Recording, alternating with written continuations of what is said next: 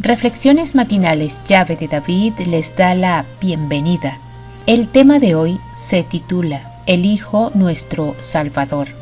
El texto a meditar lo encontramos en 1 Juan 4:14 que dice: Y nosotros hemos visto y testificamos que el Padre ha enviado al Hijo, el Salvador del mundo.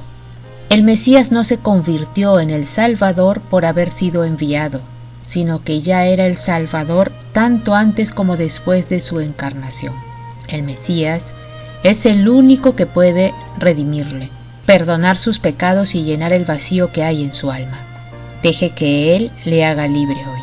La muerte del Salvador hizo posible que pudiera salvarse cada persona de cada nación. El resultado de su sacrificio no está limitado a la era cristiana. El Mesías es el Cordero que fue inmolado desde el principio del mundo. El Mesías es el Salvador de todos los que serán redimidos, no importa el siglo en que pudieran haber vivido. Todo aquel que confiese que el Mesías es el Hijo del Altísimo, Dios permanece en él y él en Dios. La confesión que hace el creyente de la filiación divina del Mesías depende del testimonio de los apóstoles en cuanto a lo que habían contemplado de la vida terrenal del Mesías.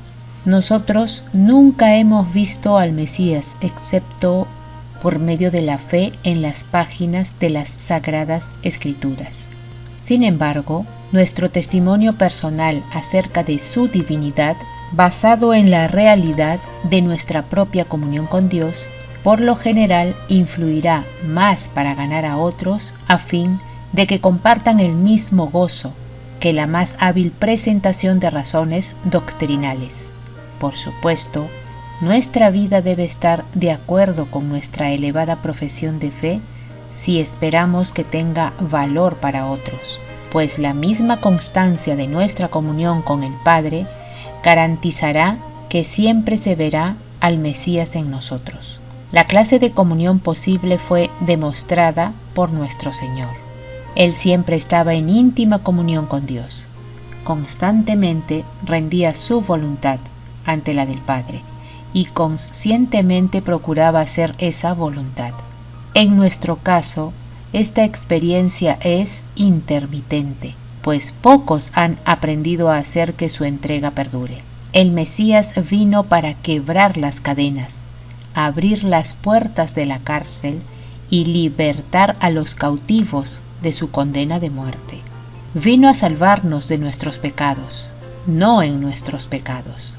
Vino no solo para salvarnos de los pecados que ya hemos cometido, sino de nuestras tendencias inherentes que nos llevan al pecado.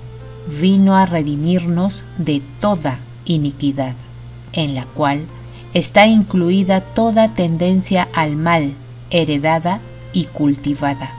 El Mesías no vino a salvar a su pueblo del poder de Roma, como lo anhelaban los judíos, sino del poder de un enemigo mucho más formidable. Vino a restaurar el dominio de Dios en el corazón de los hombres. Por medio del Salvador, se había abierto una puerta de esperanza para que el hombre, a pesar de su gran pecado, no quedara bajo el dominio completo de Satanás. La fe en los méritos del Hijo del Altísimo elevaría de tal manera a éste que podría resistir las artimañas de Satanás. Se le concedería un tiempo de prueba durante el cual, por medio de una vida de arrepentimiento y fe en la expiación del Hijo del Altísimo, podría ser redimido de su transgresión a la ley del Padre y elevado así hasta un nivel donde sus esfuerzos por guardar la ley de Dios podrían ser aceptados.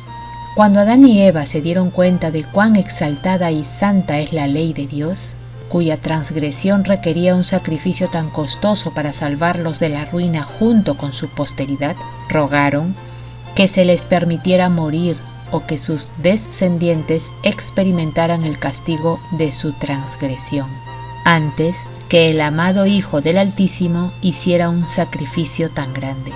La angustia de Adán iba en aumento.